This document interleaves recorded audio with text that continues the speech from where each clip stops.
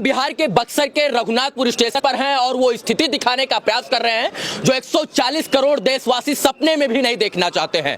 हम इस देश में सपना देखते हैं बुलेट ट्रेन का, लेकिन एक्सप्रेस ट्रेनों की स्थिति एक बार देख लीजिए। ये बक्सर का रघुनाथपुर है और नॉर्थ ईस्ट एक्सप्रेस जो है जिस प्रकार से पटरी से उतरी है और पलटी मार गई, उसको देखकर आप ये अनुमान लगा सकते हैं कि स्थिति रात में क्या भयावह उत्पन्न हुई होगी। 9:35 पर यह ट्रेन हादसे का शिकार हो जाती है और इसमें से देख सकते हैं कि कितने जो बोगी हैं, जितने इसके डिब्बे हैं, सारे के सारे डिरेल हो चुके हैं। 1 2 3 4 5 6 7 8 9 10 11 12 13 14 15 डिब्बे पीछे के जो एसी कोचेस थे वो पूरी तरीके से यहाँ से उतर कर खेत में जाकर गिर गए हैं और इसमें रहने वाले, इसमें यात्रा करने वाले तमाम जो महिला, पुरुष, युवा, नौजवान और बच्चे थे, उनकी जब करा बक्सर के लोगों ने सुनी होगी तो शायद से उनके शरीर के ऊपर क्या गुजरी होगी उसका अनुमान शायद से आप लगा सकते हैं।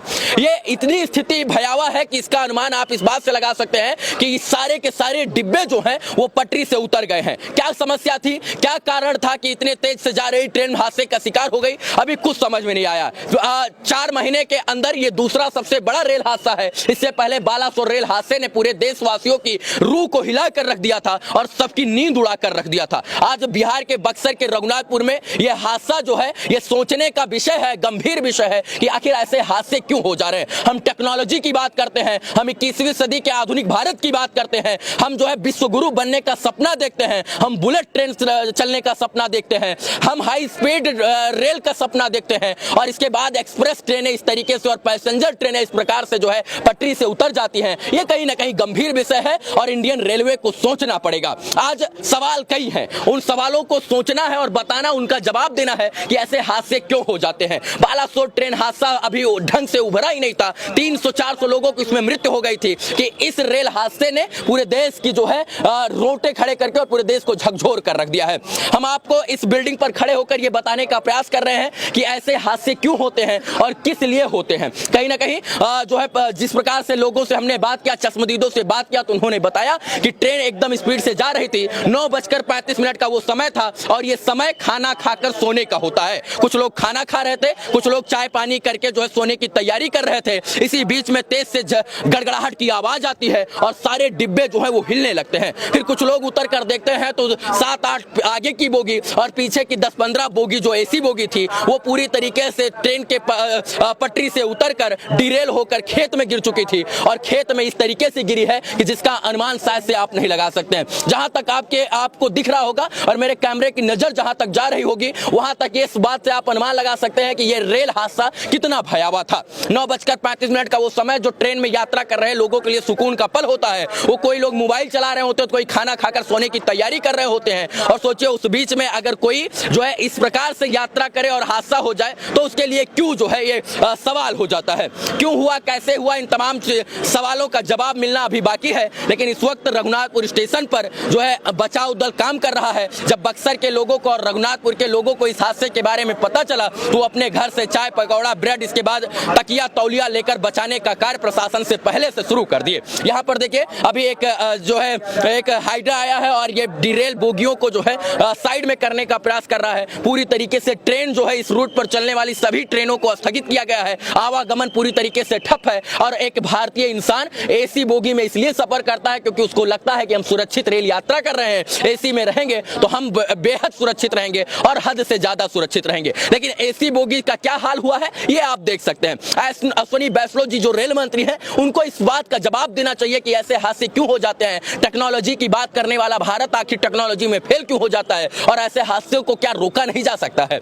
जब हमने चश्मदीदों से बात किया तो उन्होंने कहा कि जब ट्रेन चल रही थी तो लगा कि ये ट्रेन ओवर स्पीड है, मतलब बहुत तेज गति से जा रही है और इस ट्रेन में बबलिंग हो रही है। मतलब कि अगर ट्रेन में दोनों तरफ से एक झकझोर सा हो रहा था, मतलब पटरी पर चल रही थी तो ये किस जो है झकझोर हो रही थी, मतलब जो है बबलिंग कर रही थी, यानी इधर उधर ये ट्रेन घूम रही थी। तो इस बीच में ये हादसा हुआ और इसके बाद लोगों की माने तो उस वक्त का जो मंजर था वो भयावह था। 9:35 का वो समय 10 बजे तक लोगों को पूरी तरीके से, पूरे बिहार के लोगों को यह जानकारी मिल गई और तमाम लोग संवेदना व्यक्त करने लगे। लेकिन जो बक्सर के सच में इंसान थे वो यहाँ पर आकर मदद किए। इधर से उधर आप जाकर देख सकते हैं कि कितना बड़ा हादसा है, लेकिन इधर से इधर आप जाकर हादसे को नहीं देख सकते हैं क्योंकि प्रशासन ने पूरी तरीके से बैरिकेटिंग करके जो है पत्रकारों के जाने पर मनाही कर दी है क्योंकि आप उधर नहीं जा सकते हैं। बाकी ये बोगियां आपको बता रही होंगी कि ये आधुनिक भारत नहीं बल्कि एक पिछड़े भारत की मिसाल है और इसको जरूर सुधारना होगा, क्योंकि बालासोर से और बक्सर से हम सबक नहीं लेंगे तो आने वाले समय में जो है ह्यूमन एरर जिसको हम बोलते हैं कि जो है मानव गलती की वजह से ऐसे बहुत हादसे हो सकते हैं। दूसरी बात यह है कि अश्विनी वैष्णव जी क्या इस मामले को लेकर जो है इस्तीफा देंगे, अगर इस्तीफा देंगे तो कब देंगे, और अगर ये इस्तीफा नहीं देते हैं, इससे इस्तीफा नहीं देते तो ये सवाल है कि भैया ये लोग सत्ता के भूखे हैं ना कि जो है लोगों के मरने और जीने से इनको फर्क पड़ता है। बाकी ये स्थिति है, इस स्टेशन को जो रघुनाथपुर स्टेशन था इसको मॉडल बनाने की कोशिश की जा रही थी और बताया जा रहा था कि इसको मॉडल स्टेशन के तौर पर विकास किया जाएगा, लेकिन भारत के मॉडल ट्रेनों की स्थिति ये है कि आप जो है इस बात से अनुमान लगा सकते हैं कि उनके 120 किलोमीटर प्रति घंटा से चलने वाली जो रफ्तार की ट्रेनें होती हैं वो 120-110 के स्पीड से जब चलती हैं तो डीरेल हो जाती है और प्लेटफॉर्म को फाड़ती हुई सीधा जो है मौत के गाल में समा जाती हैं। ये आपको भयावह मंजर थोड़ा दुखित कर रहा होगा, परेशान कर रहा होगा, लेकिन जो हुआ है वो सच में बहुत गलत हुआ है और जिस प्रकार से ये हुआ है इसकी अपेक्षा शायद से हम ना कर रहे थे, ना 140 करोड़ देशवासी कर रहे थे, ना कोई भारतीय कर रहा था। सपने में भी नहीं सोचा था कि इस तरीके का हादसा हो जाएगा। बालासोर के बाद ये सबसे बड़ा रेल हादसा इस साल का और इससे हमको सबक लेना है, सबक नहीं सबब भी लेना है और इसको सुधार रहे। हम टेक्नोलॉजी की बात करते हैं, कहां गई टेक्नोलॉजी? अगर टेक्नोलॉजी थी तो ऐसे रेल हादसे को रोका क्यों नहीं गया? अगर इसमें मानव जो है ह्यूमन एरर था, मानव की गलती थी तो क्यों थी, किस प्रकार से थी और ये हादसा क्यों